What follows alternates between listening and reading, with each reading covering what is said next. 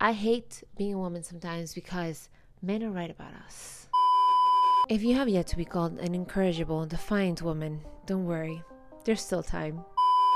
You know, it's kind of funny. When I first started listening to the manosphere, those podcasts, YouTube channels, TikToks where men talk about women, dating, relationships, you know, high value men and all that, it wasn't because of some kind of self-hate, at least I don't think so, or hating women, but at that time I was very much over feminism and I wanted to see the other side. I saw the unfairness the men were going through. I did not like the male hatred I was seeing online. It was also mostly curiosity. I wanted to understand that conversation around gender dynamics. Why dating seems so broken. Why there was a giant online conversation where men seemed so angry. And I'll be honest, and this is embarrassing, part of me liked listening because it gave me a little ego boost.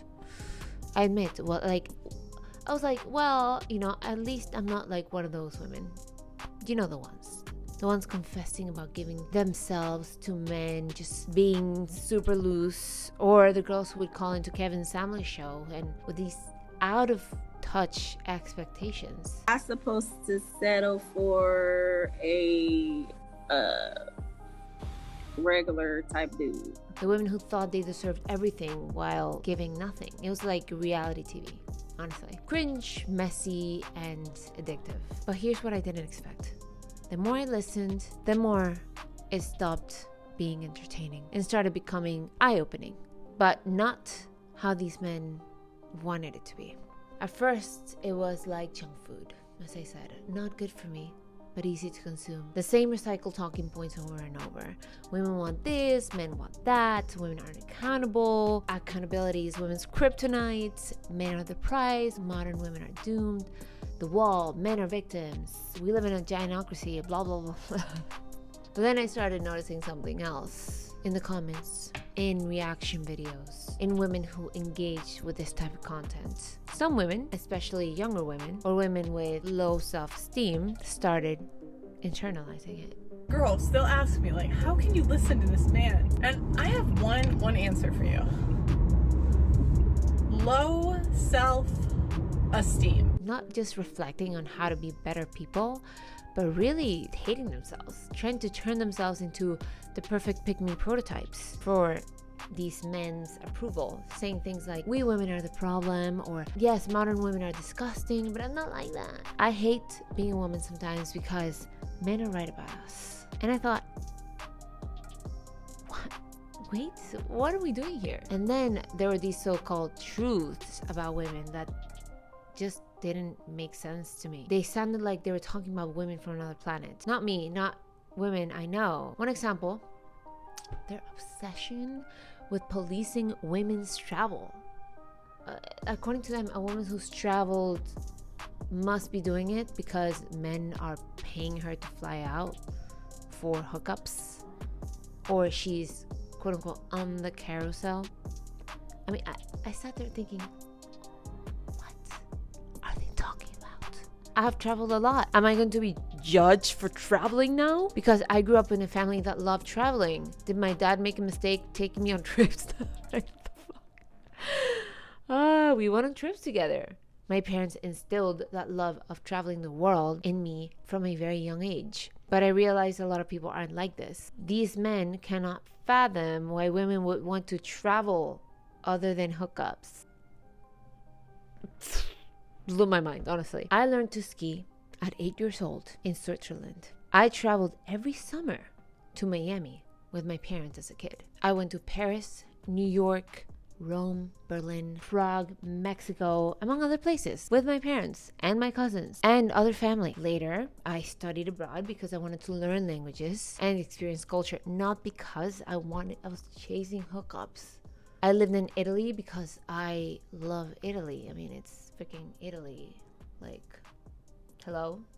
Not because I was out there fulfilling some bizarre manosphere fantasy. One of my favorite memories for traveling around Italy was with two friends, a girl and a gay guy, going from Rome to Sorrento without booking anything. Just getting there and booking the next thing. It was really an adventure. I mean, we got to Sorrento finally and we were like, let's find a hotel. It was freaking awesome, honestly. Or when I went to Salerno to visit my friend Tiziana, a woman. Carl Jung says, the anima and the animus are both expressions of the fact that a man carries his history of woman within him, and a woman carries her history of men within her. They say, the manosphere, and I believe this too, men or women are different. They say this, but so often these men project their own mindset onto women. They think, if I were flying a woman out, it would only be for one reason. So they assume they know how we think too about vacations. But we're not the same. They know this. They say this, and yet they don't apply it. The more I listen, the more I realize something important. These men aren't actually talking about me. They're not talking about the women I know. They're not even talking about reality. They're talking about extremes, stereotypes, outliers, convenient narratives, social media, viral OnlyFans videos, viral videos of girls saying crazy things. They're viral because they're uncommon or crazy. Hello? But they're turning them into universal truths. Like, all women are doing this. No. The danger is, even normal women, good women, traditional women, get caught in the crossfire of these narratives. Homemakers, loyal mothers, wives, the very women who say they want are often still spoken about with condescension, treated less than, expected to sacrifice everything, while being told we don't really bring much to the table. Fresh and Fit called Kobe Bryant a useless because she hadn't accomplished anything. Look, Kobe Bryant's wife hasn't accomplished a fucking thing. Will Smith. Useless. A moment where the mask really slipped. And I don't even watch these guys, but they're one of the prime examples of manosphere content. The more I thought about this, the more I realized this isn't really new. This isn't just a manosphere thing. It's also there in the online spaces, both left and right. These extreme narratives about women, the virgin versus the whore, the angel versus the seductress, the obedient wife versus the selfish harpy. These themes are ancient. You can trace this kind of thinking back to mythology. Think about Eve versus Mary, Lilith versus Eve. Even in Greek mythology, there's a self-sacrificing Penelope waiting faithfully for Odysseus. These are archetypes. Women who must be controlled. Women who are dangerous if left unchecked. The manosphere didn't invent this. They just gave it a podcast mic and a YouTube channel. I didn't come out of this calling myself a feminist. I shared that I was going to make this video on my Instagram, and one of my male followers said a Nietzsche quote that now I am struggling to remember. He who fights with monsters should look to it that he himself does not become a monster. And if you gaze long into an abyss, the abyss also gazes into you. So I'm going to keep that in mind. I didn't come out of this calling myself a feminist, but I wouldn't be surprised if many women who watch that type of content would. I did come out of it realizing that a lot of women's stories, real women's stories, aren't being told in these spaces. They're being flattened into memes and into archetypes. Women like me, who value family, raising children, loyalty, and I don't think we're modern women ruining society, although maybe these guys would disagree. But we're also not